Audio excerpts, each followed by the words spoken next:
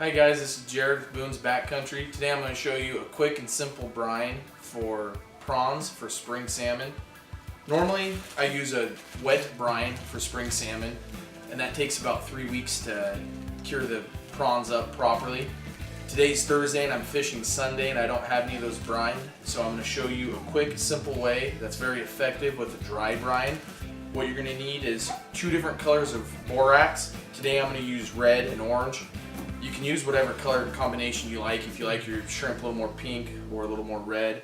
You're going to need some sea salt, and you're going to need some fire cure, and a little bit of krill powder. Okay, so a little tip here for us. Whenever handling bait, when you're fishing for salmon and steelhead, always wear latex gloves. You don't want your human scent to be getting on your bait. So anytime I'm handling my prawns, whether it's in the process of curing them or when I'm out on the boat baiting them up, I always have latex gloves on. Okay, so starting out with this recipe, you're going to use a half cup of borax of each color, and then just pour it into a gallon Ziploc bag. I have a little bit left over from my last batch that I did. So there's a half cup of the red. I'm going to do red and orange today.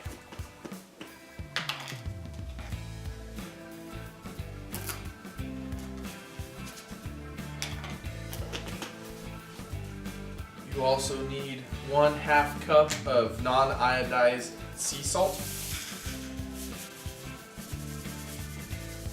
It doesn't have to be sea salt, just no iodine in the salt.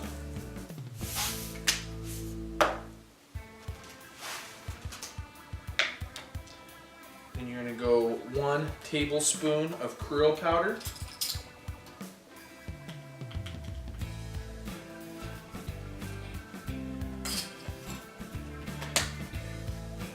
And 2 tablespoons of fire cure.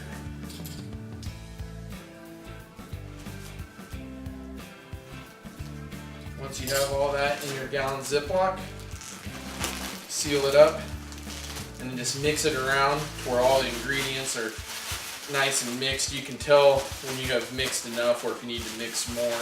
So that is what it's going to look like when your brine is done. Okay, so this next step is adding the bait in. This is probably the most critical part. You want really good looking prawns. The mixture doesn't have to be exact. You can add as much as you want, whatever colors you want. But when it comes to prawns, you want a real good prawn. When you do this, also you want to make sure that when you're brining them, that the prawns start out frozen. Since it's a dry brine, when they thaw, they kind of absorb a little bit more of that color, and that's what you're wanting out of them. So what I'll do now is I'll just pick through my bags of prawns, and I'm looking for making sure that the prawns have both eyes, long tentacles, and make sure that they don't have black heads on it. If they do, I just go ahead and toss it. Prawns are a little expensive, but it's worth it because bad prawns aren't going to catch a fish. Here's a pretty good looking prawn. It has both eyes, pretty uniformed. I'd like it to have a little longer tentacles, but that's okay. But if you look here at the shield, it does not have a black spot, or known as a black head. What that's going to be is this real soft. It's going to be hard for your hook set. I'll go in a later video how to hook these, but your first hook's going to go through the shield here. Here's an example of what a black head would look like. This prawn looks pretty good, except for it's missing an eye and has the black head. So this one I will just discard and throw in the garbage. Okay, so unfortunately it's getting a little late in the springer season, so the local bait shop doesn't have a real good selection of prawns. So I've picked through my prawns and I've picked the best of what they had. So what my next step now is, I'm going to take a little bit of that brine mixture. I'm going to go ahead and put it in my mason jar. Another really good jar that works really well if you don't have mason jars is this empty borax jars. Work just fine.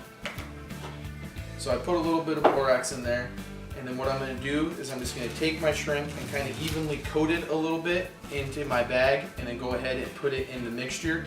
And then I'll put a layer of shrimp, a little more mix, a little bit of shrimp, a little more mix, until my jar is pretty full. And then what I do is I end up storing this jar for the first 24 hours just at room temperature. You want this shrimp to thaw and absorb all this mixture that you have into the meat of the shrimp. And then for the next 2, 3, maybe 4 days, I set it in the fridge, and then they're ready to fish. So where I'm coating them here, I'm just trying to make sure that the whole shrimp is going to get a little bit of this mixture.